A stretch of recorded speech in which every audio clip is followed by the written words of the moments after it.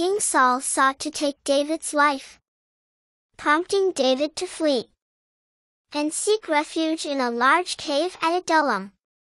His brothers and extended family soon joined him there. Gradually, others followed. Men facing hardship, debt, or dissatisfaction, until David became the leader of about 400 men. One day news came to David that the Philistines were at Keilah, stealing grain from the threshing floors. David asked the Lord, "Should I go and attack them?" "Yes, go and save Keilah." The Lord told him. But David's men said, "We're afraid even here in Judah. We certainly don't want to go to Keilah to fight the whole Philistine army." So David asked the Lord again. And again the Lord replied, "Go down to Keilah, for I will help you defeat the Philistines." So David and his men went to Keilah. They slaughtered the Philistines and took all their livestock and rescued the people of Keilah. Saul soon learned that David was at Keilah. "We've got him now, for he has trapped himself in a walled town." So Saul mobilized his entire army to march to Keilah and besiege David and his men. But David learned of Saul's plan, and he prayed, "O Lord, God of Israel, will Saul actually come as I have heard?" And the Lord replied, "He will come." Again David asked, "Will the leaders of Keilah betray me to him?" And the Lord replied, "Yes, they will betray you." So David and his men, about 600 of them now, left Keilah and began roaming in the hill country of Ziph. Saul hunted him day after day, but God didn't let Saul find him. While David was at Horish, Saul's son Jonathan secretly paid David a visit. "Don't be afraid," Jonathan told David. "My father Saul will not lay a hand on you. You shall be king over Israel, and I will be second to you." The two men renewed their solemn promise before the Lord. Then Jonathan returned home, while David stayed at Horish. The local Ziphites went to Saul at Gibeah to report David was at the hill of Hakeilah near Horish. Saul told them to go and check again, to be sure of his hiding places. Saul said, "If he is in the area, then I'll track him down, even if I've to search every hiding place in Judah." So the men of Ziph returned home ahead of Saul. Meanwhile, David and his men had moved into the desert of Maon in the Arabah Valley.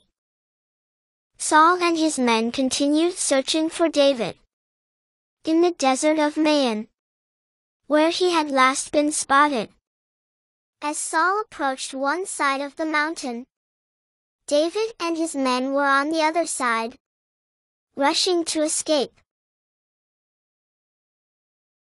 Just as Saul and his men began to close in on David and his men, an urgent message reached Saul that the Philistines were raiding Israel again. So Saul quit chasing David and returned to fight the Philistines. David and his men managed to escape from Saul in the desert of Maon and moved to the hills and caves around En-gedi, near the Dead Sea. When Saul returned from fighting the Philistines, he received word that David had fled to the wilderness of En-gedi. So, Saul selected 3,000 elite soldiers from all of Israel and set out to search for David. At En-gedi, Saul went into a cave to relieve himself. But as it happened, David and his men were hiding farther back in that very cave. David's men whispered to him, "Now's your opportunity. Today the Lord is telling you, I will certainly put your enemy into your power, to do with as you wish." So David crept forward and cut off a piece of the hem of Saul's robe.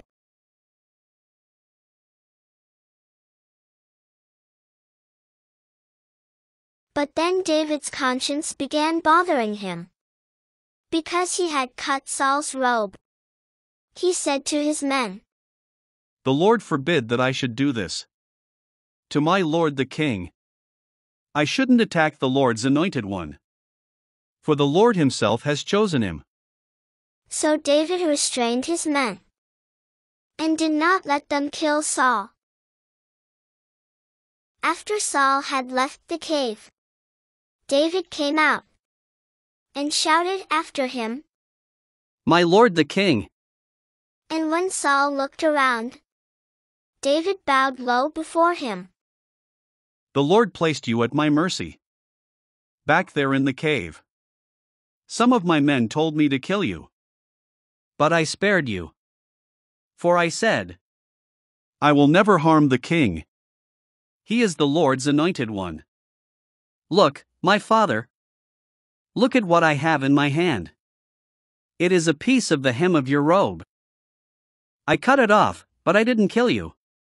This proves that I am not trying to harm you, and that I have not sinned against you, even though you have been hunting me down to kill me. Who is the king of Israel trying to catch anyway? Should he spend his time chasing one who is as worthless as a dead dog, or a single flea? May the Lord therefore judge which of us is right, and punish the guilty one. He is my advocate, and he will rescue me from your power." Saul called back, Is that really you, my son David? Then he began to cry. You are a better man than I am, for you have repaid me good for evil. You could have killed me, but you didn't do it.